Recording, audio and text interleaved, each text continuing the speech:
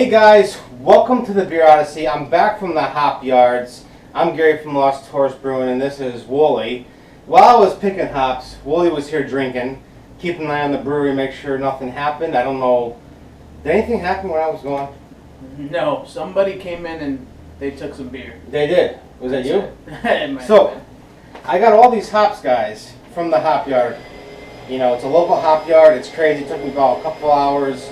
I have the scars on my hands that prove it from the hop vines, or irritate your skin. But so now I'm gonna share with you a harvest ale batch. I will go with a 5-gallon batch.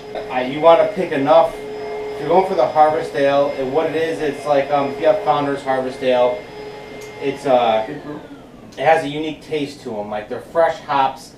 It comes off as like a really grassy beer, and like Surly Wet's another good example of a really good harvest ale. So since I can't get that here, I put together my own harvest ale from fresh hops. I pick up the vine. This guy's been growing them for 20 years. It's phenomenal. You know, he grows everything. So again, I have 100 ounces of fresh whole cone hops. Now he doesn't know what varieties he planted here. So if I'm going to have to take a shot in the dark, I'm going to say, based off of taste, Warrior and Cascade. Okay. So, Warrior, being this long bittering hop, I'm saying that's what it is. Look at how long it is. Really smell that. Want to eat it? Oh my god. Yeah, put it in your tea or something. It's in So, my mouth. he grows a bunch, 2 varieties there, or whatever, could be 3.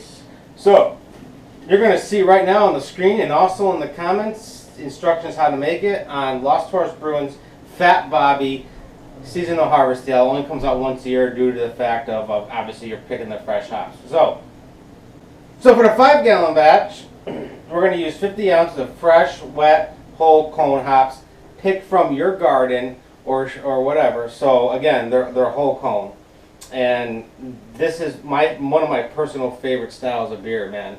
I love harvest ales. It's once a year. I crave them around this time. So, skipping the malt bill, I'm gonna go for my first edition. It's a 65-minute boil. I put my bittering hop in, something that you know the alpha acids on. Like I would suggest a Nugget, Chinook, or Warrior. I personally use Columbus. So, one ounce of Columbus for 5 minutes. After 5 minutes, I'm gonna add 6.5 ounces of fresh wet hops. 25 minutes, let that cook. Then after, I'm going to add 6.5 more wet hops, let that cook for 10 minutes. Then another 6.5 wet hops for 5 minutes. What's next though? 6.5 of wet hops for 10 minutes. 6.5 wet hops for 5 minutes, 6.5 for 5, and for the final whirlpool, Switching it up. 7 ounces of wet hops. So for a total of 50 ounces Jesus. of fresh, wet hops. And the reason being you want to go up because now hop pellets and the whole cone hops, they're dried out. There's like pretty much no moisture in there. This has moisture, so you want to go up. You want to like pretty much time. You want to put that's why I'm going for these heavy additions. So you're going to make sure that those the grassy notes come out because there is lupin in there.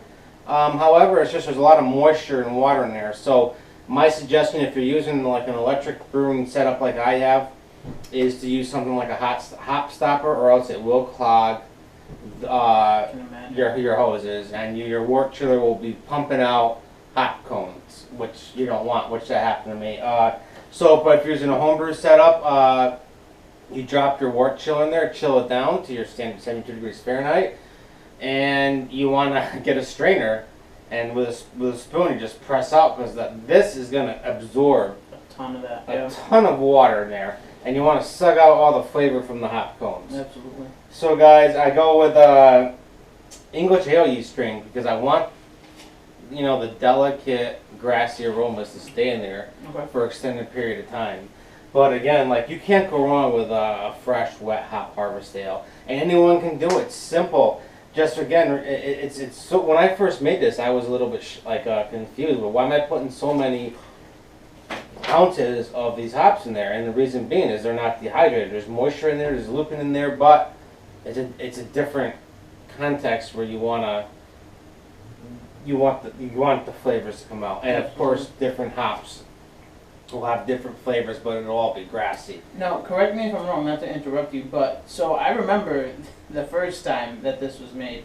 Yeah. It was the whole hop, but you had a little weird setup going on with your fans, no? Yes. I was trying to dehydrate the hops, take the moisture content out with a fan and like a filter.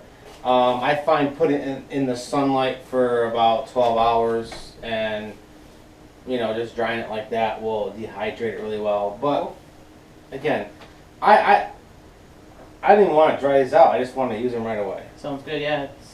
So guys, remember in the comments you're going to see the whole recipe with instructions. Let us know. Let me know how it comes out, and if you're getting those high grass aromas, it's going to be. Don't want to overdo it. You just want it right in the middle. So guys, I'm Gary from Lost Tourist Brewing, and this is Wooly. I'm Wooly. And cheers. May the beer be with you.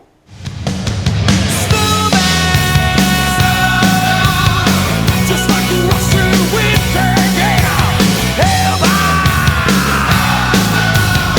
beware the Russian winter in the USA. Is Willie wearing this shit? My choice? Yes, I'm a company guy.